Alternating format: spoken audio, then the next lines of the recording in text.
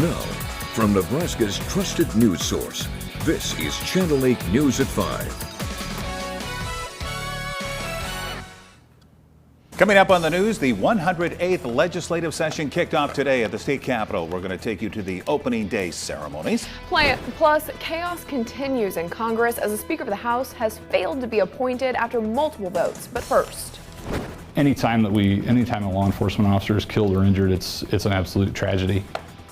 A new report shows an increase in the amount of law enforcement officers being killed while in the line of duty. Good evening, everyone. Thank you so much for joining us tonight. The report found that over 300 officers were shot in the line of duty last year, and 62 of them were killed. Channel 8's Matthew Mittleiter has more details in our top story tonight. Violence against police officers is increasing. That's according to a new report from the National Fraternal Order of Police. They say 331 law enforcement officers were shot in the line of duty last year, and 62 of them were killed. They also say a total of 126 officers were shot in ambush-style attacks, which the organization says is when an officer is struck by gunfire without warning or opportunity to defend themselves. The study found that Texas was the state with the most officers shot in the line of duty last year, with a total of 29. Nebraska did not have any, and hasn't had a law enforcement officer killed since LPD officer Mario Herrera's death in the summer of 2020. Captain John Vick with the Lancaster County Sheriff's Office said they keep deputies safe with proper training, including counter-ambush training that helps officers in a surprise or unexpected attack. Law enforcement is an inherently dangerous job, and we do all that we can to control the variables that are able to be controlled. But there's some things that we just can't always prevent. He said deputies are also provided with various equipment, such as tourniquets for emergency situations where they need to stop themselves or someone else from bleeding, as well as ballistic vests. All of our deputies are equipped with ballistic vests. Those are certainly something that can help, but can't prevent all firearm deaths amongst deputies. But it's been shown in numerous studies to drastically reduce the number of people that are killed by gunfire in law enforcement. Vick said the Sheriff's Office provides their staff with critical incident stress debriefings and employee assistance programs for counseling services to help them handle traumatic or stressful situations such as a shooting. Anytime a law enforcement officer is killed or injured, it's an absolute tragedy, and we're humans. It affects us just like it would affect anyone else that has a coworker that's injured or killed at their workplace. Over 2,500 law enforcement officers were killed in the line of duty over the past 10 years, according to the Sheriff's Office. Reporting in Lincoln, Matthew Mittleiter, Channel 8 News. And since 2019, the number of officers shot in the line of duty has increased by 13%, according to that report. New details tonight after results from the Lincoln Police Department's Drive Sober or Get Pulled Over campaign. LPD says they made nearly 100 DUI arrests from December 1st to January 1st. That is the most in 5 years. Here's a closer look at the numbers. 28 arrests were from a car crash investigation. 13 involved people under the age of 21. Also, 10 arrests were from drug impairment. The highest blood alcohol level recorded was 0.282. And the first meeting of the 108th Nebraska legislative session gathered today at the state capitol. 49 senators met on the first day to swear in the newly elected and to vote for chairmen of selected committees. Channel 8's Jessica Blum was there today and joins us with more from the first day. Jessica? Yeah, despite suspicion that lawmakers might amend the secret ballot voting, the speaker and chairmen and women were elected today by the same old methods. These rules will remain in effect until permanent rules are adopted within the first 12 days. That would be on or before January 20th. Wednesday saw no attempt to change the ballot rules, as some suspected there might be. Instead, senators were sworn in from the November midterms. Along with the chairmen elected, Senator John Arch of La Vista was unanimously decided on as the next speaker of the legislature. I believe that my experience in hospital administration as a career, as well as my experience in the legislature by chairing the HHS committee and 2 other special committees in my first 4 years, have prepared me well for this position. I have successfully managed complex relationships and complex processes, both of which are critical to success as Speaker. The session was adjourned on Wednesday until tomorrow at 10 a.m. with inaugural ceremonies set for the afternoon.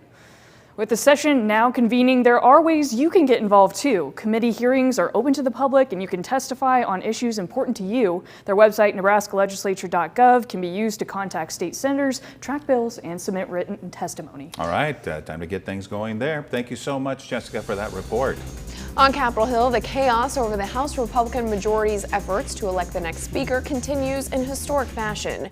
For the 6th time, a group of far-right Republicans have blocked leader Kevin McCarthy's bid to become speaker. ABC's Faith Abube is in Washington with the latest. Republican hardliners delivering another embarrassing blow to GOP leader Kevin McCarthy and his bid to become the next House Speaker. A speaker has not been elected. The group refusing once again to coalesce around their conference leader for the 5th time in 2 days. McCarthy unable to reach the crucial 218-vote minimum needed to secure the Speaker's gavel in the Republican-controlled House. Sure, it looks messy, but democracy is messy. Democracy is messy by design. Ahead of the vote, McCarthy projecting confidence that he would win eventually. We're going to continue to talk. We'll find an agreement where we all get together and we'll work through this and we'll get it done. But the anti-McCarthy wing of the party isn't budging. And after the 4th round, McCarthy losing another vote. One of his previous supporters voting present, meaning McCarthy was down to only 201 votes in his favor from 202 yesterday, with the 20 hardline conservatives remaining united against him. That's even after former President Donald Trump encouraged them to, quote, vote for Kevin, close the deal. The president needs to tell Kevin McCarthy that, sir, you do not have the votes and it's time to withdraw. McCarthy supporters growing more frustrated. The majority is only a majority if we actually work together. And so far, one senior House Democrat has floated the idea of voting for McCarthy in order to end this chaos. But McCarthy would need at least 4 votes from the other side of the political aisle. And analysts say that's a tall order. In Washington, Faith Abube, ABC News. And Nebraska Representative Don Bacon is reacting to the Congress chaos. He says only a few GOP congressmen are disgracing the party by not voting in McCarthy as the House Speaker. It is a small group. They're demanding their way or the highway, and they're hurting the party. They're hurting us in 2024. I listened to the news last night. I was sick to my stomach. This small group is putting mud all over all the Republican Party at this point. And to hear the other side mocking us during the votes yesterday, that's all in these 20 people. And I hope they see that. Bacon goes on to say if Republicans can't agree on a Speaker of the House, then they'll be forced to reach across the aisle and ask Democrats for help. The latest round of winter weather created a big mess across Nebraska this week. State troopers say they've helped more than 175 drivers since Monday. Here's one of the many crashes that happened on slick roads this week. Firefighters say 2 vehicles collided about 6 miles north of St. Paul, Nebraska on Highway 281. One person was hurt in this crash, but is expected to be okay. And here's a look at the Nebraska 511 map. As you can see in the Lincoln area, roads are either wet or normal. That would be the darker purple and green colors, but to our north and northwest, the partially covered is the lighter pinkish purple, or completely covered, which is the blue there. So it always never hurts to check this before heading out. And if you do get stranded or need help, the State Patrol encourages you to dial *55. Well, let's talk with Rusty for a little bit. Nothing major going on tonight? Pretty quiet. We did see some flurries and some light snow showers earlier across portions of eastern Nebraska. Now things are kind of quieting down. Still a couple of snowflakes out there in some spots. So you can see lots of cloud cover from north central to southeast Nebraska, and every now and then you see a blue splotch here and there. So very light snowfall, if anything, is coming down. Some sunshine though, just to our south and west. So we'll hopefully eventually all of us will see some sunshine tomorrow. Now this case in point, look at Beatrice. This is Schoen's Roofing at 6th Street and Perkins. You can see the sun. It's just right over there, but if you look straight up, that's where all the clouds are, and the clouds look like they're going to linger for a while. Temperatures are in the 30s, 35 degrees in Beatrice, 32 a little cooler in Nebraska City, 34 in Lincoln, and then you go further north and you're into the 20s. 29 degrees in Broken Bow, 27 in O'Neill, where they saw a bunch of snow yesterday. The wind is out of the north and west at 5, 10, maybe 15 miles per hour, so any snow that is on the ground is kind of blowing around. So we head through the day tomorrow. We are going to see mostly cloudy skies to start the day, a little bit of a light northwest wind at 5 to 15 and temperatures right around 20. Partly cloudy skies by noon. That northwest wind picks up just a little bit and will be around 28 degrees, and then 35 degrees for the afternoon high on Thursday afternoon. That is right around where we're supposed to be this time of year for our high temperature, and I think the sun comes back out as we head through the afternoon. So a very normal day headed our way as we head through Thursday and into Friday. We might be just a little bit warmer. We'll take a look at that in just a couple of minutes. Talk to you later, Rusty. Well, people in need got some Western wear for free thanks to a local outfitter. The People's City Mission received a truckload of boxes of clothing items from the fort recently. The fort in South Lincoln, which was damaged and is temporarily closed due to a fire it had a few months ago, donated boxes of shirts and jeans, cowboy boots, and even women's jewelry. This happened on December 12th, so all of these items were able to be received by those in need in time for the holidays. And we're able to give those away to so many people in need, especially around Christmas time. It was fabulous. I mean, we had so many comments from many of our shoppers and guests, and it was a blessing. I mean, people still talking about it. It was really great. Pastor Tom also said the Help Center, which is where most donated items go, serves not only the guests of the mission, but 10% of Lincoln's population. The Help Center allows anyone facing poverty to go and get things they need for free. It's located near 70th and P Streets. If you'd like to donate anything to help those in need, you can drop off things in the back of the building. The first Mega Millions drawing for 2023 is in the books without a winner. Since no one won last night's big prize, it's now up to $940 million.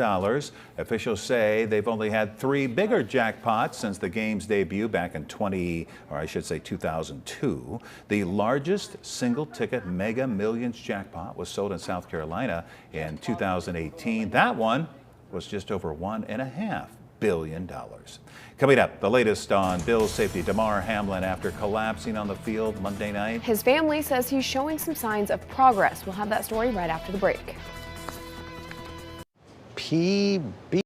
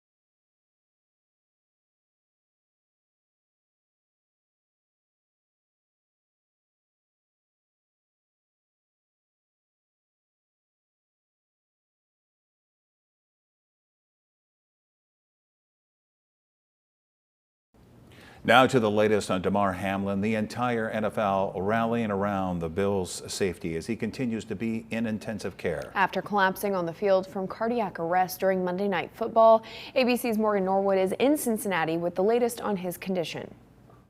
Damar Hamlin, the NFL safety who went into cardiac arrest and is in the ICU following this hit during Monday Night Football. To midfield and lowers the shoulder. Showing some signs of progress, according to his family spokesperson. I can't speak specifically on it, but what they were wanting to see from him overnight, they were pleased with.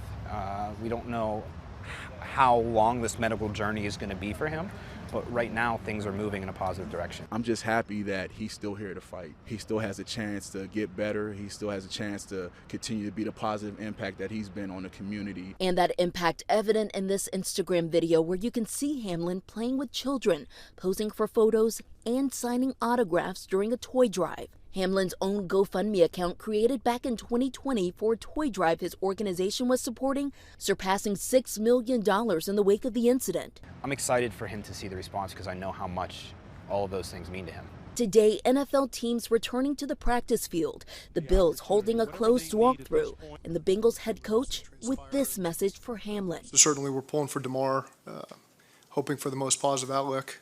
Looking forward to him seeing all the support that he's getting from his team, his community. That'll be a great day when he's able to see that. An NFL official saying today that their emergency action plan was executed to perfection, adding that their focus now is on Damar Hamlin and his health and recovery, adding that they'll evaluate when the Bills and Bengals will play again. I'm Morgan Norwood, ABC News, Cincinnati. Now, your Storm Alert team forecast with Chief Meteorologist Rusty Dawkins. One of my favorite things about Nebraska are the sunsets. They're absolutely fantastic every now and then, and this may be one of those times. This is Southeast Community College, Cam, at 84th and O Street, and the clearing line is just off to the west, just far enough that when the sun goes down, we get those radiant colors. And we've got some pinks and oranges and golds, and it's just a gorgeous sunset going on right now. So if you get a chance, go take a peek, take a picture, send it my way if you want. That's just a fantastic looking sunset going on right now. And if I had my way, I'd just sit here and watch this for the next 3 minutes. I might have to. The clicker doesn't want to. Oh, there it goes. 33 degrees, Southeast Community College, East Campus, 34 at the airport, also 33 at Yankee Hill Road. Most of us in the 30s right now. You go a little further north and west, so you're in the 20s. Columbus, Central City at 29, 32 in Fairbury, still 29 in Omaha. Touch warmer in Falls City at 34. It looks like Beatrice is the warm spot at 35. Northwest wind, so when temperatures are close to that freezing mark and you get a wind that's above 10 miles per hour, you know you're going to get a wind chill. And sure enough, we're in the teens in some spots like Wahoo, Columbus, York, Kearney also at 18 degrees. So it's a little chilly out there, especially if you're out and about where there's a lot of wind. So I mentioned that clearing line just off to our south and west. There it is. But when the sun just gets low enough, it's just going to scooch right on underneath of there and give us a pretty good looking sunset. A few flurries here and there on the edges. This looks like a little false return around the radar site next to Blue Hill there. Looks like maybe Beatrice seeing a couple of snow showers or flurries. Most of this is just clouds and then clearing just off to the west. But I'll zoom in and show you the light snow showers towards Beatrice. Again, maybe Fairbury seeing a couple of snowflakes here and there too. Then off to the north and west, a few flurries south of Burwell there, a couple of flakes. No big deal. So Stormcast pretty quiet. Storm system churns its way off to the east. That's the thing that gave us all that snow not too long ago. And then by Thursday morning, we're going to see mostly partly cloudy to mostly clear skies, and eventually everybody from one side of the state to the other should see plenty of sunshine by about noon, and then just a few clouds here and there. Not much going on through Thursday into Friday. So fast forwarding to Friday afternoon into the evening hours, and then Saturday, this is Friday night, maybe a few snow showers off to the west, and then a little moisture comes our way from the south and the southeast. So by Saturday morning, this particular model said maybe a few snow showers early Saturday morning. Doesn't look like a big deal, but just wanted to throw that out there that there might be a few snowflakes as we head through Friday night into Saturday morning. Tonight, temperatures in the upper teens to around 20 degrees, lingering flurries in some spots, otherwise mostly cloudy, light northwest wind at 10 to 20 miles per hour. Highs tomorrow, this is pretty close to normal. We should be in the middle 30s this time of year, cooler to the north, a little warmer to the south. This is a normal January day. we're hardly normal around here. 35 degrees, clouds early, then that afternoon sun. Northwest wind at 10 to 20 miles per hour.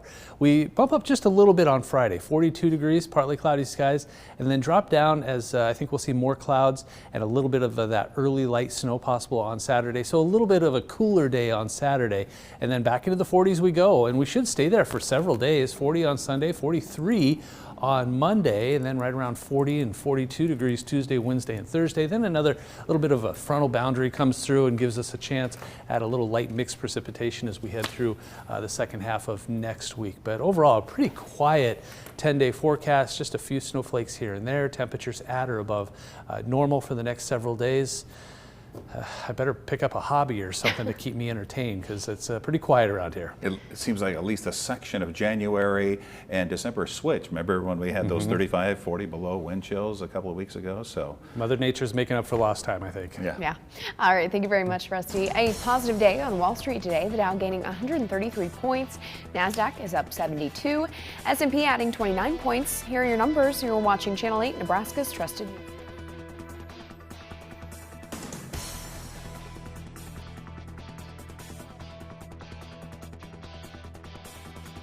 Tonight, after the power.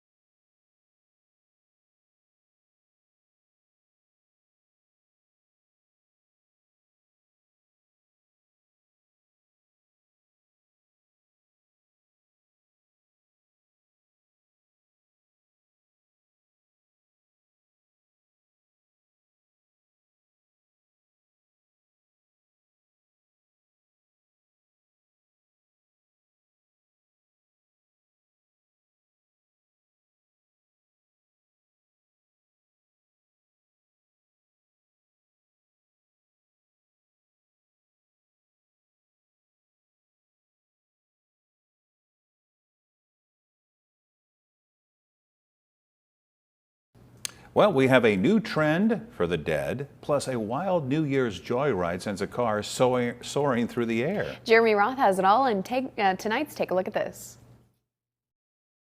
Take a look at this car flying over a wall.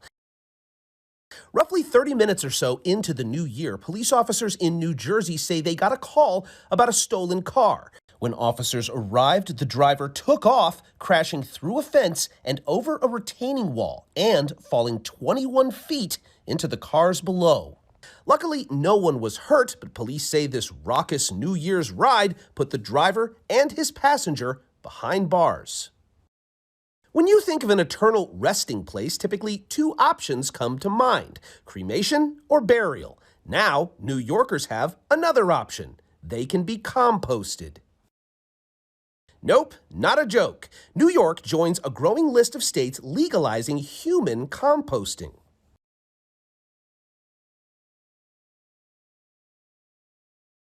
Supporters say, among other things, composting is better for the environment